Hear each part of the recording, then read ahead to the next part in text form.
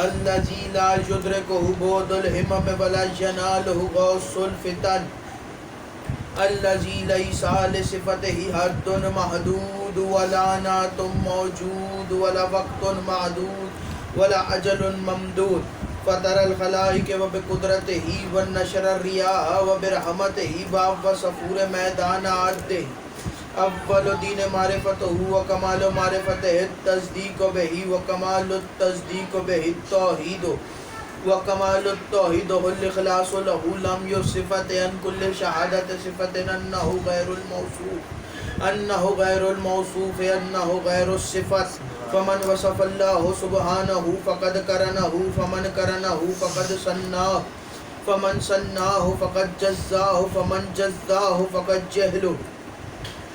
جهله فمن أشار إليه فقد عده فمن عده الصلاة والسلام والتحية والإكرام على نبي الرحمة قائد المغفرة قائد خير والبركة ومنتزل بعد من الحلقة سيدنا ومولانا بالقاسم محمد اللهم صل على محمد. اما بعد بسم اللہ الرحمن الرحیم ثم اورثنا الکتاب الذین اصطفینا من عبادنا بلندتر صلوات. اللهم صل على محمد وآل محمد. دعا ہے پروردگار عالم سے کہ بانیان کا یہ تمام خرچ اخراجات کوشش کاوش کو اپنی بارگاہ میں قبول و منظور فرمائے. الہی آمین. آپ حضرات کا اس فرش پہ چلایا میرا عظیم خالق اللہ اپنی بارگاہ میں قبول فرمائے. کوئی غم نہ دے سوائے غم حسین کے. لاکھوں دعاؤں کی ایک دعا میرے اللہ قبر کی پہلی رات ہو زیارت امیر نصیب فرما. قیامت کا دن ہو شفاعت شبیر نصیب فرما. محشر کے روز ایک ہاتھ میں قرآن ایک ہاتھ میں دامن اہل بیت نصیب فرما. تمام عزاداروں کو مرنے سے پہلے ایک مرتبہ لازمی تمام زیارات مقدسہ کی زیارت نصیب فرما. ہمیں ہمارے آخری وارث کا ظہور جلد سے جلد فرما. ہمیں امام کے انوار و انصار میں شامل فرما. تمام دعاؤں کی قبولیت کے لیے ایک دفعہ مل کے سارے صلوات بلند آواز کے ساتھ پڑھیں. اللهم صل على محمد وآل محمد. اگر یہ بلند صلوات ہے تو تھوڑی آہستہ پڑھ لیں. اللهم صل على محمد وآل محمد. اجازت ہے بات شروع کی جائے. بسم اللہ. اس گھرانے پہ درود تھوڑا بلند آواز کے ساتھ بھیجا کرو. کتنی دفعہ بولا یہ وہ گھرانہ ہے جس پہ اللہ بھی درود بھیجتا ہے. بے شک.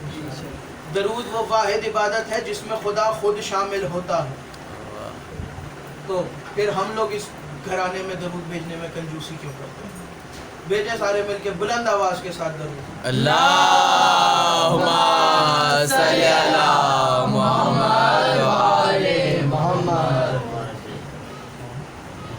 سورہ فاتر کی آیت نمبر 32 خدا کہتا ہے ثم اورثنا الکتاب الذین اصطفینا من عبادنا.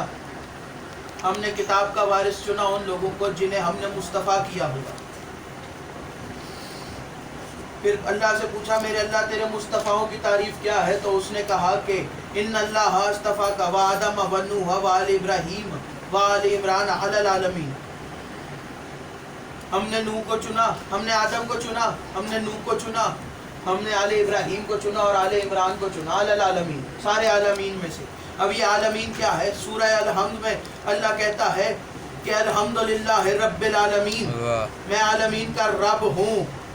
اور عالمین میں آتا کیا ہے؟ زمین, آسمان, سورج, سیارے, ستارے, چاند, ہر چیز عالمین میں. یہ ایک عالم ہے اور اس طرح کے کتنے ہزار عالمین ہیں. 18,000 عالمین ہیں اور اللہ 18,000 عالمین کا رب ہے. بے شک. 18,000 عالمین میں اللہ نے چنا آدم کو, نوح کو, آل ابراہیم کو اور آل عمران کو. باقی سب بعد کی بات.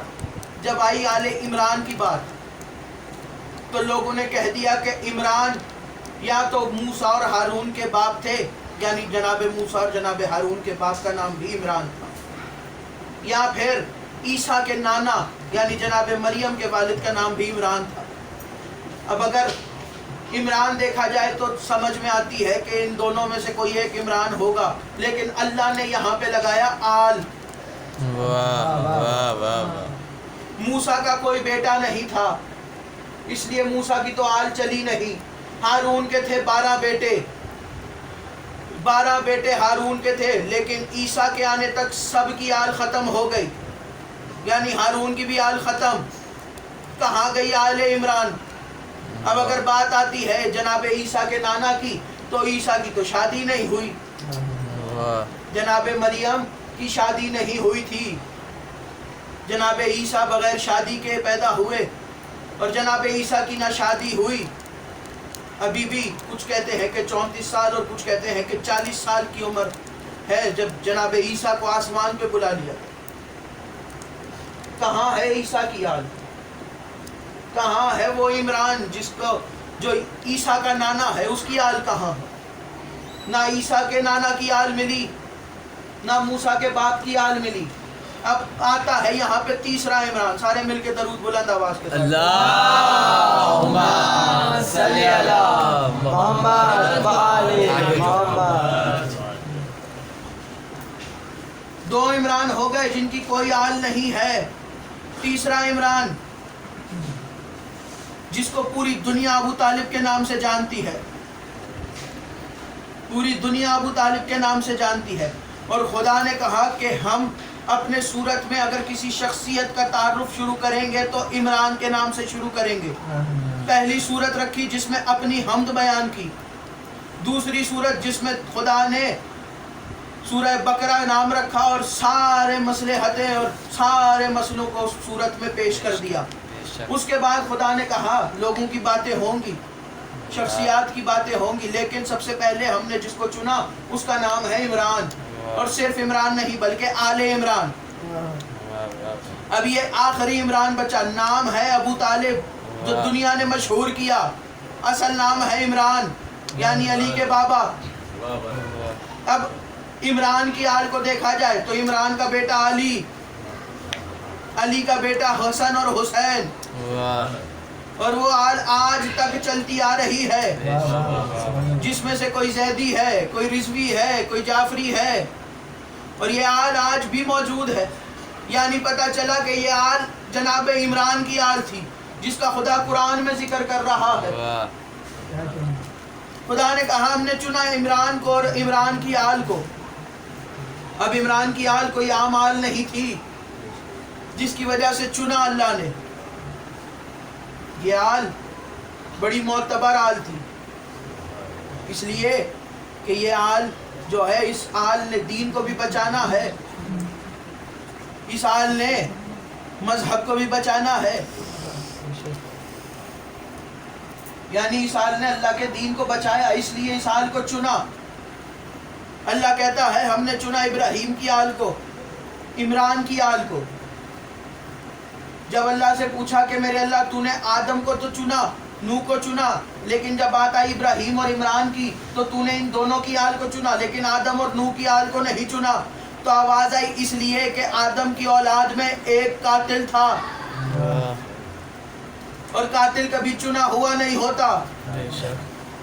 اچھا آدم کی آل میں اگر قاتل تھا تو پھر نوح کی آل، آواز آئی نوح کا بیٹا باغی تھا، اور باغی کبھی بھی چنے ہوئے نہیں ہوتے۔ اور جہاں تک بات ہے ابراہیم اور عمران کی، دونوں کی آلیں پاک ہیں۔ تو نے آدم کو کیوں چنا اور نوح کو کیوں چنا؟ اس لیے کہ آدم پہلا نبی تھا، پہلا شخص تھا جو اس دنیا میں آیا، اس لیے آدم کو چنا۔ نوح کو کیوں چنا؟ نوح تو بعد میں آیا۔ نوح کو اس لیے سنا کہ نوح صاحب شریعت نبی تھا،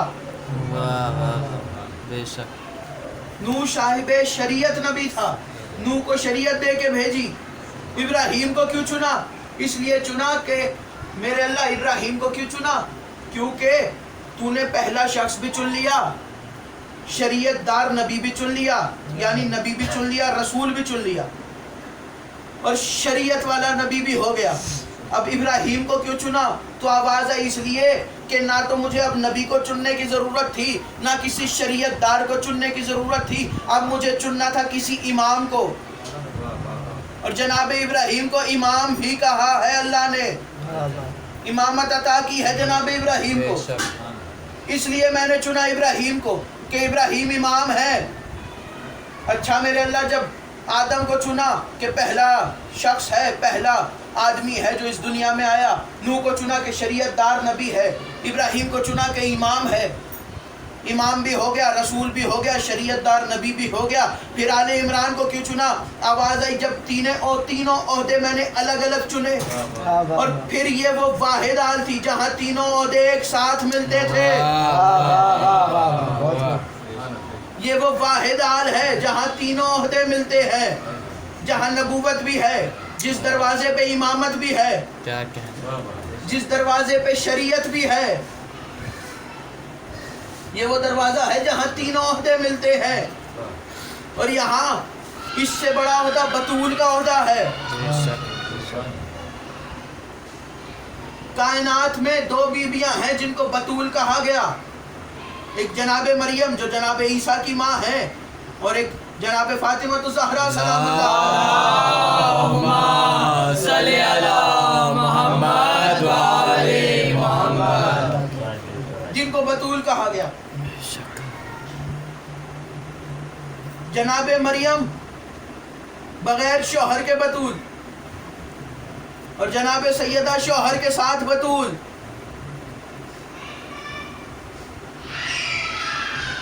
اور یہ وہ گھرانہ ہے کہ جو گھرانہ کسی کی سمجھ میں نہیں آتا، کیونکہ اس گھرانے نے لوگوں کو دین دیا، شریعت دی ہے. دنیا نے جو مانگا اس گھرانے نے عطا کیا، اور دینے کی خاطر اس گھرانے نے اپنے اپنے گھروں کو چھوڑا. چاہے اس گھرانے کا کوئی بھی شخص ہو، اس کو اگر گھر چھوڑنا پڑا تو اس نے گھر چھوڑا. اگر مولا حسین نے چھوڑا تو مولا رضا نے بھی گھر چھوڑا. مولا رضا مدینہ سے چلے، ایران پہنچے. مولا کا ایک مشہور ساتھی صحابی مرثیہ خان ذاکر دیبل خزائی، جب بھی محرم آتے مولا نے بتایا کہ مجلس میں آنے کی تعظیم کیا، مجلس میں آنے کے آداب کیا. جب بھی مولا مجلس میں آتے، فرش عزا پہ آنے سے پہلے جو فرش عزا بچھا ہوتا اس کو زمین پر جھک کے اس کا بوسہ لیتے، اس کو چومتے. تو ایک دن مولا کے ایک نوکر نے کہا کہ مولا آپ اس فرش کے وارث ہیں، آپ کو کیا ضرورت کہ آپ اس فرش کا بوسہ لیں. تو مولا نے کہا کہ کیا تجھے نہیں پتا کہ اس فرش کی کیا اہمیت ہے؟ یہ فرش وہ ہے کہ جہاں انبیاء اپنے پر مس کر کے جاتے ہیں. یہ فرش وہ ہے جہاں ملائکہ اپنی دستاریں مس کر کے جاتے ہیں. یہ فرش وہ ہے جہاں ہماری دادی زہرا آتی ہیں. یہ عام فرش نہیں ہے. اور پھر مولا نے جب بھی محرم آتے تو مولا کا گریبان چاک ہو جاتا، آستینیں الٹ دیتے اور رونا شروع کر دیتے. حسین ابن علی کربلا کو یاد کر کے روتے، سید سجاد کی قید کو یاد کر کے روتے. ایک دن بلایا، کہا کہ دیبل خزائی کو بلاؤ، ہم حسین کو رونا چاہتے ہیں. خبر پہنچی دیبل کے پاس، کہا دیبل تمہیں مولا نے بلایا ہے. دیبل دوڑا دوڑا مولا کی بارگاہ میں آیا اور کہا مولا آپ نے مجھے یاد کیا. تو مولا نے کہا دیبل کیا تم نے کوئی نیا مرثیہ لکھا ہے؟ دیبل کیا تم نے کوئی نیا مرثیہ لکھا ہے؟ تو دیبل نے کہا جی مولا آج ہی ایک مرثیہ ہوا ہے جو میں نے لکھا ہے. تو مولا نے کہا دیبل پھر وہ مرثیہ مجھے سناؤ. دیبل نے کھڑے ہو کے مرثیہ پڑھنا شروع کرنا چاہا کہ میں کھڑے ہو کے مرثیہ پڑھوں. مولا نے کہا دیبل ایسے نہیں، ممبر پہ بیٹھو اور پھر مرثیہ پڑھو. دیبل ممبر پہ بیٹھو اور پھر مرثیہ پڑھو.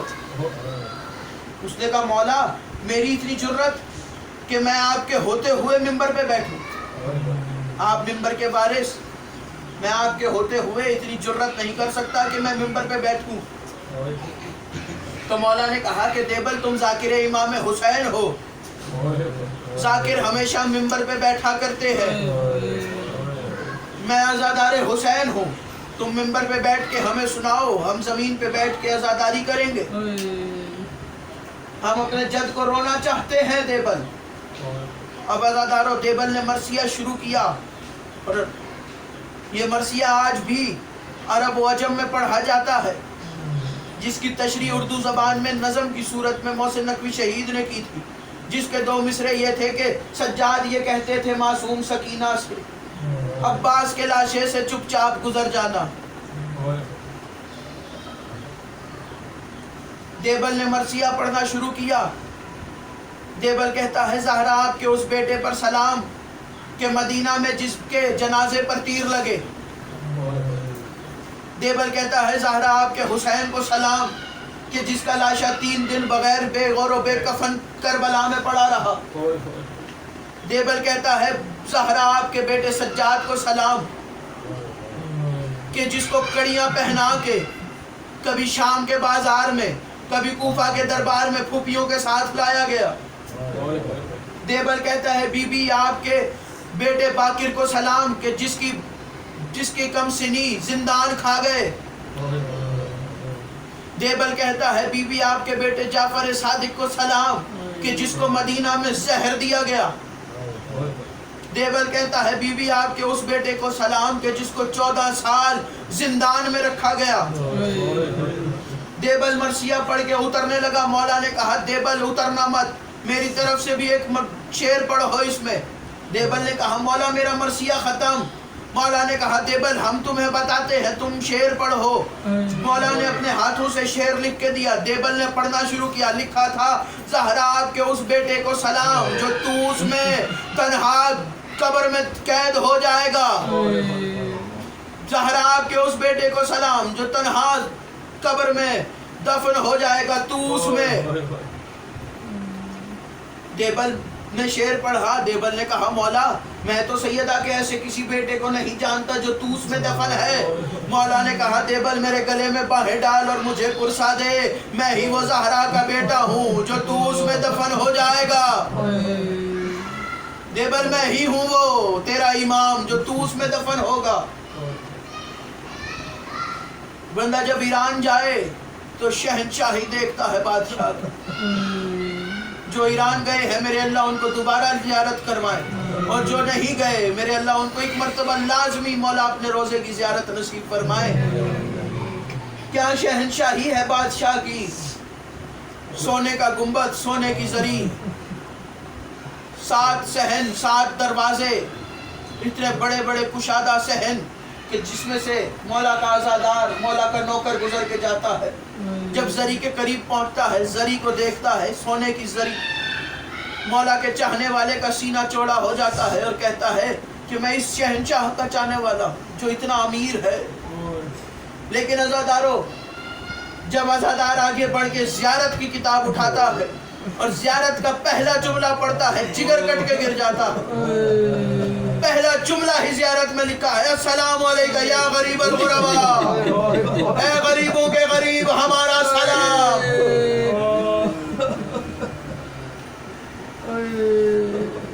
جی بھر کے گریا کرنا، جی بھر کے پرسا دینا جناب معصومہ کم کو، اور رو رو کے کہنا بی بی آپ کا ارمان تھا بھائی کے جنازے پہ پہنچنے کا، بی بی آپ بھائی کے جنازے پہ نہیں پہنچ سکی۔ السلام علیکہ یا غریب الغرباء، اے غریبوں کے غریب ہمارا سلام۔ عزادارو، ادھر مولا کو مامون نے بلایا۔ مامون نے کہا مولا آپ دربار میں آئیے۔ ادھر مولا دربار میں جانے لگے تو ابا سالت نے روکا۔ مولا کہاں جا رہے ہیں آپ؟ تو مولا نے کہا کہ میں دربار میں جا رہا ہوں، مامون نے بلایا ہے۔ مولا خیر تو ہے، مامون نے اس وقت کیوں بلایا ہے؟ تو مولا نے کہا ابا سلط جب میں واپس آؤں گا تو مجھے اس زہر مل چکی ہوگی۔ ابا سلط مجھ سے کلام نہ کرنا کیونکہ میرے جگر کے ٹکڑے ہو رہے ہوں گے، میں کلام نہیں کر سکوں گا۔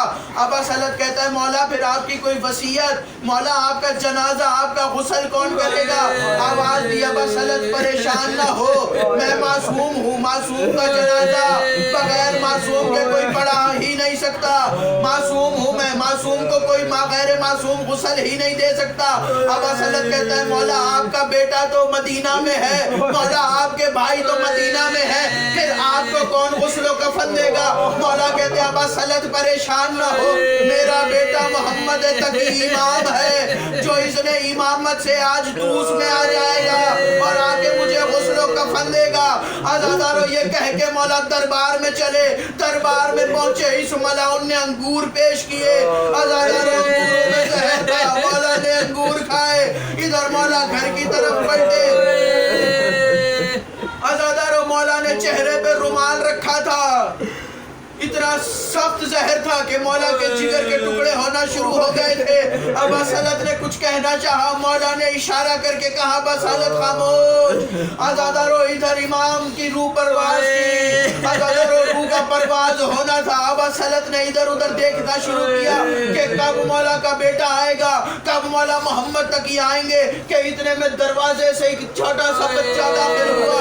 आज़ादारो बेट उसका उस लड़के का दाखिल होना था। अब असलत आगे बढ़ा, आगे बढ़ के कहता है ऐ शख्स तुम जो भी हो वापस चले जाओ, यहाँ इमाम का जनाजा रखा है। आज़ादारो इमाम की आवाज आई, अब असलत मुझे पहचान, मैं तेरा इमाम मोहम्मद तकी हूँ। आज़ादारो इधर इमाम आगे बढ़े, बाबा को गुस्ल देना शुरू किया, आवाज दी अब असलत गुस्ल के खाने के करीब करीब भी ना आना, क्योंकि तुम ये मंजर देख ही नहीं सकोगे। अब असलत कहता है मैं दूर खड़ा था, मैं देख रहा था, आसमान से कौसर की बारिश हो रही थी, आसमान से काफूर उतरा, आसमान से कफन उतरा, बेटे ने बाप को गुस्ल दिया, बेटे ने बाप को कफन दिया। आज़ादारो इधर मौला की जनाजे को लेके चले, जिधर मौला की कब्र थी उधर मौला की कब्र खोदनी चाहिए कि कब्र खुद उभर के आ गई, मौला की कब्र बनी हुई थी। इधर इमाम मोहम्मद तक की कब्र में उतरे, इधर कब्र में उतर के लाशा लेना चाहा। मैं कहूँगा मौला रजा आप कितना खुशकिस्मत है कि मदीना से आपका बेटा, मदीना से आपका बेटा आया और आके आपको कफन दिया। मौला आप कितने खुशकिस्मत हैं कि आपके लिए कौसर का पानी आया, मौला आपके लिए जन्नत से कफन आया। लेकिन हाय मौला आपके जद हुसैन करबला में लाशा पड़ा रहा, बगैर कफन के लाशा पड़ा रहा।